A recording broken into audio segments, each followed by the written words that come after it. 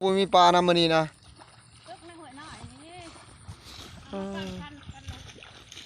ป้านได้น้ำสิเข้าเลยยังสิป้านคันอยู่โอ้น้ำมันไหลเข้าหน้าพอกไอแล้วนะนี่ก็ไปใส่ควายก่อนทุกคนไปกับหลานถือเพืองทุกคนใส่กระสอบเพราะว่าเพืองเขาปั่นโมเมนต์เพืองมัดทุกคนเลยโ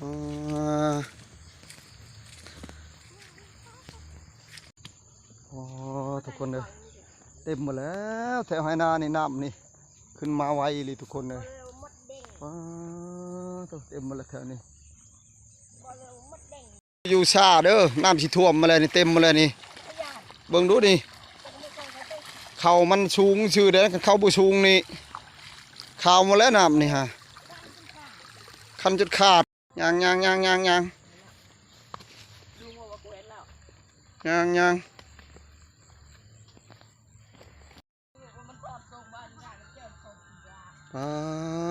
ตัวเอาเบิ่งห้องตัวนี้ก็เต็มอีกแล้วบาทนี่สิได้ยังน้ำไปอีกแล้วบาทนี้จะเลิกซ้ำใดทุกคนเลยพากันออกหน้าแซวอยู่เพราะว่าออกใส่งัวใส่ควายทุกคน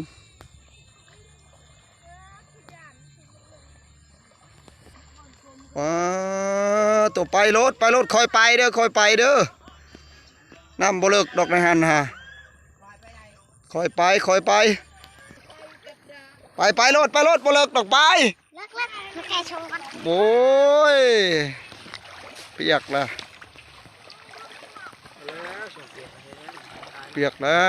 ชงเปียกแล้วไปนี่เลยสิไปใส่หมดเลยไประวังกระตาเข้าตกน้ำเด้อบริกินได้กระตาเข้าตกน้ำได้โอ้น้ำนี่พี่ลึกพี่ล่ำเลย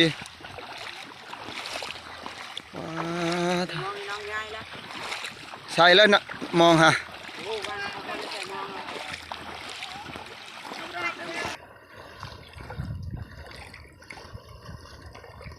ไปยังก่อน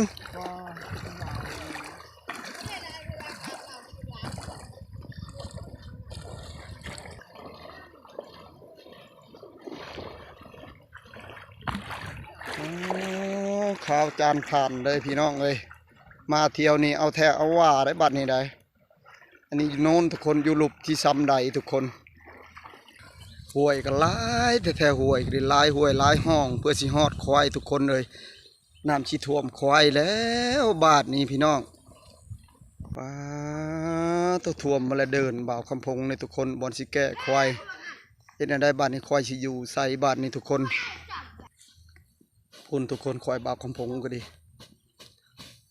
ประมาณเพียงหัวเข่าอะไรจังชีท่วมเดินในทุกคนเลยมีแต่เอาเพืองให้มันกินตอนนี้ไปใส่บ่ได้แล้วน้ำท่วมเลยมี2 ห้วยมา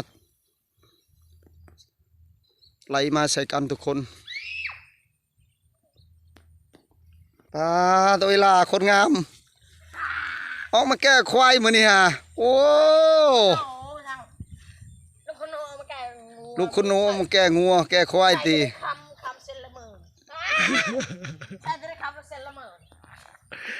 แกออกมาตอกดีๆเด้อมันจะกินเข่าเด้อดึงมาตอกรถตอกดีๆตอนนานหันจะน้อยเลยมืออะไรยันมันหลุดกินเข่าได้จะหน่อยเพื่องเช่ามาหน่อยแต่เพื่องเลยออกมาเครื่องกระสอบมีหญ้านั่นเด้ไปหญ้าชุบเกลือบ่พอแล้วไปเอามั้ยพ่อบอกทำลุงว่าพ่อบอกพอแล้วไปเอามันเต้นสีไทยจะน้อยมันขมดแล้วนี่กินนี่พอดเพนจำแล้วนี่ไปเอาไม่ไหนอ่ะไปเอาเลยสีไทยคลิปดูถ่ายคลิปคนงามเกลือเปลืองควายใช้คำละเมินใช้คำละเมินเอามาแก่ควายว้ายใหญ่ไปเที่ยวชัยว่าจะไปเที่ยวอยู่ชัยเรียบร้อยบ้านนี้เกลือเมียนแหละ เ มันกินตัวนี้หาเพนกันยังไข่แล้วบัดนี้ท่วมกระยามันน้ำมันเอาเกลือเลยมาส่งคอยเด้อเมียนดีๆเมียนดีๆโอ้ยกระเป๋าเงินกระเป๋าค้ำมานี่ฮะกระเป๋าเฟืองพี่น้องเอ้ย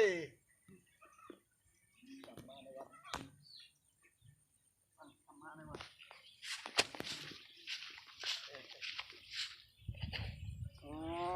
ยเพื่อนเถอะน้ำที่ท่วมควายแล้วน้ำที่ท่วมควายแล้วบาทนี่บาทตรานี่บาทตรานี่ตายแล้วควายควายสิไปอยู่ใช้บาทนี่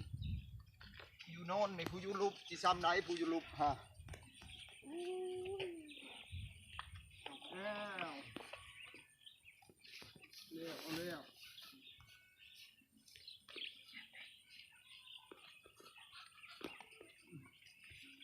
มา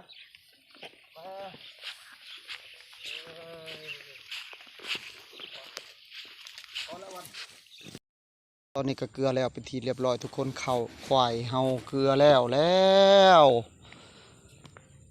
ใส่กินเพื่องแล้วเพราะว่ามันน้ำมันท่วมมาแล้วทุกคนเลย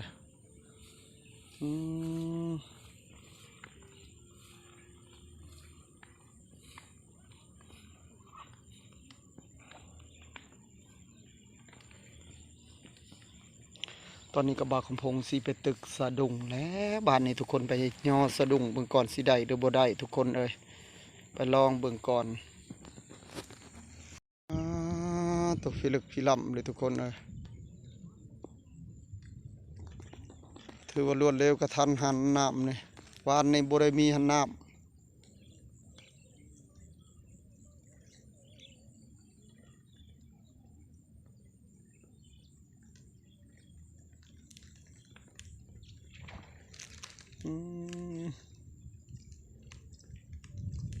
โอ้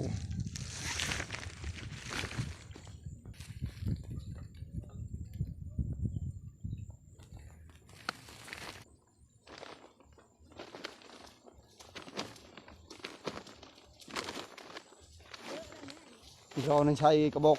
อะกีต่อ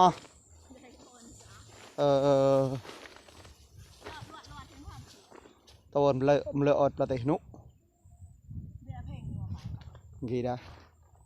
ช่างเชียงเบียร์เพลงกินยันจะโจงปลาละเบิ่งลองตึกสะดุ้งก่อนตึกสะดุ้งก่อนเด้อสิได้หรือบ่ได้ลองเบิ่งก่อน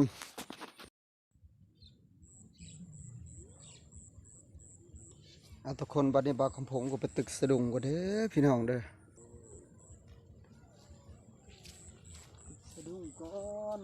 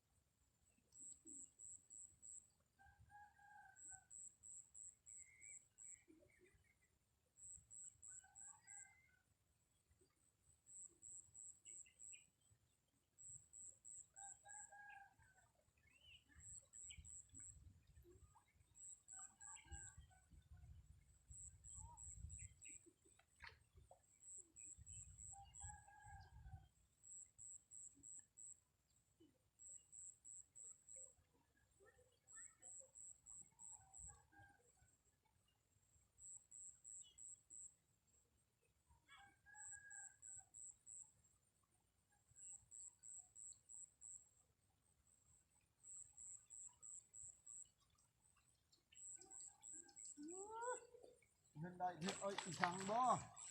มันไปทางไหนมันปูปานานั่นยาแล้วคอยเมื่อก่อน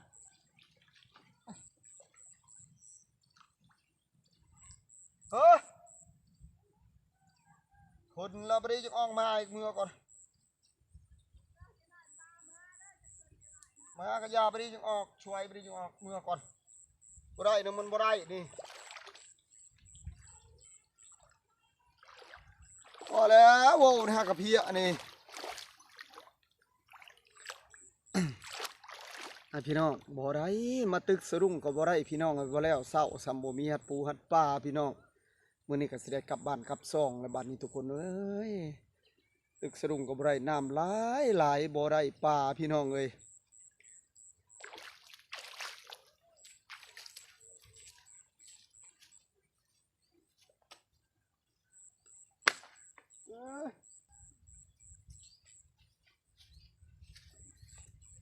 ทุกคนวันนี้สิได้กลับบ้านกลับซ่องก็เด้อทุกคนเด้อขอกราบคำว่าสบายดีพี่น้องสุขุสุคน